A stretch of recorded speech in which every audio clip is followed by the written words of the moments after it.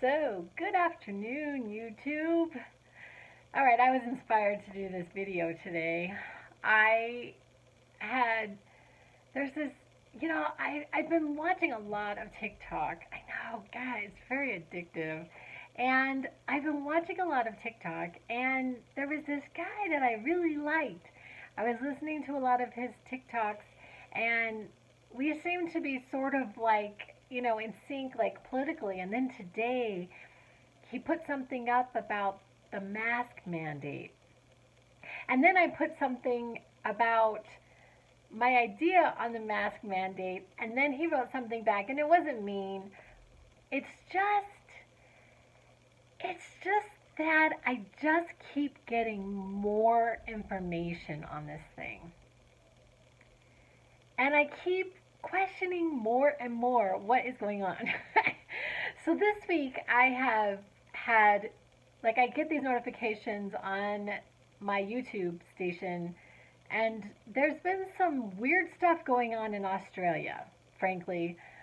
There was this video, and it seemed real to me, didn't seem contrived, and there were these people, and they were peacefully but very fervently protesting something, and then these military style police came and were pushing the people with these great big rams. They were like these huge rams. Like, I'm having trouble showing you how big. So these great big rams, and they were like pushing, like shield type. They were round, and they were pushing these people back, and people were just screaming. And there's been all this talk about a food shortage. This food shortage that is coming, and there was this one TikToker, this woman had said that in her town, I think she lives in Ohio or Michigan or something like that, and she had noticed that her local Walmart had some kind of purge of food. Like, she had gone over there, and she said there was no meat and no, I can't remember all the things she said that had been taken out, but it was consistent with other things that I've been hearing, is what I'm trying to say.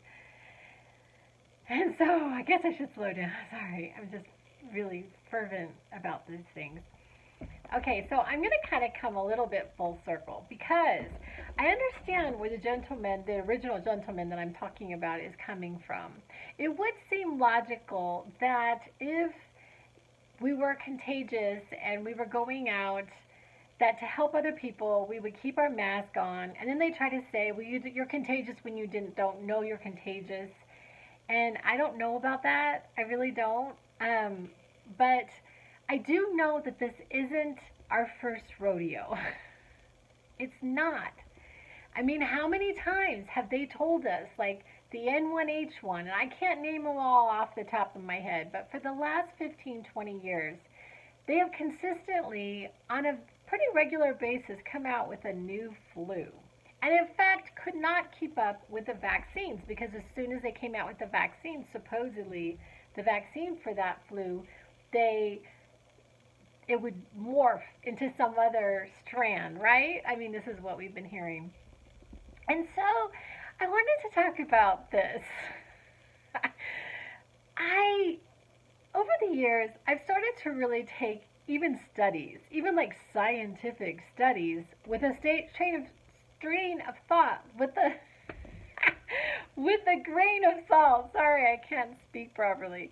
So for example, and I've written my little list here. Okay, for a while, canola oil was the oil to use. Okay, and then something happened, and they said canola oil is bad. Don't use canola oil. Okay, they said for a while that eggs were bad. You weren't supposed to eat eggs. They were high in cholesterol. Don't eat eggs. They said that. They said something about vitamin C, that yes, you can take your vitamin C, but you have to also take this with your vitamin C, or your vitamin C will just go right through you and will not be absorbed, right? I mean, is this ringing a bell? Anyway, sugar. Sugar is a really big one. So when I was growing up, in order to keep your girly figure, you could eat all the sugar you wanted. It was the fat. You weren't supposed to have fats. And today, they say there are good fats and bad fats. But when I go through vegan cookbooks, honestly, there's still like a ton of sugary things in there, which I think is very interesting. So you can become a vegan and eat pretty much all the sugar you want.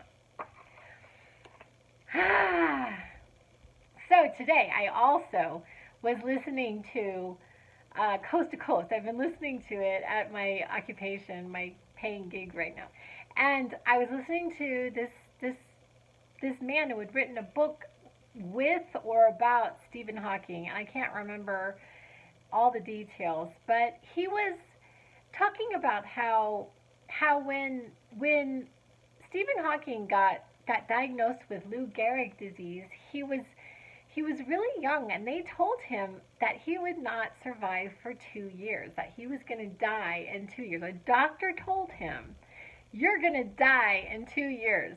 And he lived for 55 years with this horrible, debilitating disease. And he is incredibly courageous. I mean, I can't even imagine. But he really felt like he had a lot to give society, and his theories, The Theory of Everything, that's a fantabulous movie if you're ever interested. He tried to solve like the mysteries of the beginning of the universe. And I watched the movie, and I think he did come to the realization that there was no beginning, which is kind of a weird concept for us. Kind of a weird concept. And I could be wrong on that. I'm willing to say I'm wrong on that.